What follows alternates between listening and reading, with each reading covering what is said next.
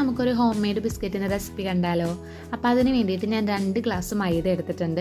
അതിലേക്ക് 1 ഗ്ലാസ് പഞ്ചസാര പൊടിച്ചത് ആഡ് ചെയ്ത് കൊടുക്കാം. ഞാൻ കുറച്ച് പഞ്ചസാര കുറവാണ് എടുത്തിട്ടുള്ളത്. അതിലേക്ക് വീണ്ടും നമുക്ക് ബേക്കിംഗ് പൗഡർ കുറച്ച് ആഡ് ചെയ്ത് കൊടുക്കണം. എന്നിട്ട് അതെല്ലാം നല്ലോണം ഒന്ന് മിക്സ് ചെയ്യുക. അതിനുശേഷം 1 ഗ്ലാസ്സിൽ തന്നെ സൺഫ്ലവർ ഓയിലാണ് ഞാൻ ആഡ് ചെയ്യുന്നത്. നമുക്ക് വേണമെങ്കിൽ ബട്ടർ എടുക്കാം, നെയ്യ് എടുക്കാം. ഏറ്റവും ടേസ്റ്റ് വരുന്നത് ബട്ടറും നെയ്യും ആയിരിക്കും. എൻ്റെ കയ്യിൽ ഇപ്പോൾ സൺഫ്ലവർ ഓയിൽ ഉള്ളതുകൊണ്ട് ഞാൻ സൺഫ്ലവർ ഓയിലാണ് എടുത്തിരിക്കുന്നത്. സൺഫ്ലവർ ഓയിലിട്ട് കുറേശ്ശെ ആഡ് ചെയ്തിട്ട് നമുക്ക് ഉരുട്ടിയെടുക്കാൻ പറ്റിയൊരു പാകം ആവുന്നത് വരെ ഇട്ടിട്ടൊന്ന് നല്ലോണം ഒന്ന് മിക്സ് ചെയ്തെടുക്കുക. എന്നിട്ട് അത് നമ്മൾക്ക് കുഞ്ഞു ഉരുളകളാക്കി, അതായത് ഒരു ബിസ്ക്കറ്റിന് എന്തോരം വലിപ്പമുണ്ട് അതേ കണക്ക് ഉരുളകളാക്കിയിട്ട് കയ്യിൽ വെച്ചൊന്ന് ചെറുതായിട്ടൊന്ന് പ്രസ് ചെയ്യുമ്പോൾ നമുക്ക് ആ ബിസ്ക്കറ്റിൻ്റെ ഷേപ്പായിട്ട് കിട്ടും.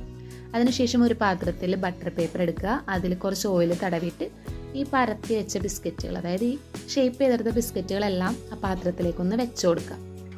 അതിനുശേഷം ബിസ്ക്കറ്റിൻ്റെ പൊക്കത്ത് നമുക്ക് എന്തെങ്കിലും വെച്ച് കൊടുക്കാം കേട്ടോ, ഡിസൈന് വേണ്ടി. അപ്പോൾ ഞാനിവിടെ നമ്മുടെ ആൽമണ്ടിൻ്റെ പകുതി മുറിച്ചിട്ട് അതാണൊന്ന് വെച്ച് കൊടുത്തിട്ടുണ്ടായിരുന്നത്. നമുക്ക് എന്ത് വേണമെങ്കിലും വെക്കാം, ടൂട്ടി ഫ്രൂട്ടി വെക്കാം, കറുത്ത എള്ള് വെക്കാം, അപ്പോൾ എന്ത് വേണമെങ്കിലും വെക്കാം. അതിനുശേഷം ഞാനിത് ഇഡ്ഡലി ചെമ്പിലാണ് വെച്ച് ബേക്ക് ചെയ്തെടുത്തിട്ടുള്ളത്.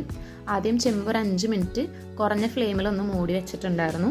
അതിനുശേഷം ഇത് അതിലേക്ക് വെച്ച ശേഷം ഒരു 20 മിനിറ്റ് വെച്ച് കഴിഞ്ഞാൽ നമ്മുടെ കുക്കീസ് റെഡിയായി കിട്ടും. കുക്കീസ് ആദ്യം പുറത്തെടുക്കുമ്പോൾ തൊട്ടാ ഉള്ളിലേക്ക് പോകുന്നൊരു പാകത്തിനായിരിക്കും. പക്ഷെ കുറച്ച് നേരം റെസ്റ്റ് ചെയ്ത ശേഷമേ ബിസ്ക്കറ്റിൻ്റെ ആ ഒരു പരുവാവുള്ളൂ കേട്ടോ. പിന്നെ ഇത് കടയിൽ നിന്ന് വാങ്ങണ പോലെ ഭയങ്കര ക്രിസ്പി ആയിരിക്കില്ല, ഒരു സോഫ്റ്റ് ബിസ്ക്കറ്റാണ്. എന്തായാലും എല്ലാവരും ഒന്ന് ട്രൈ ചെയ്യണം.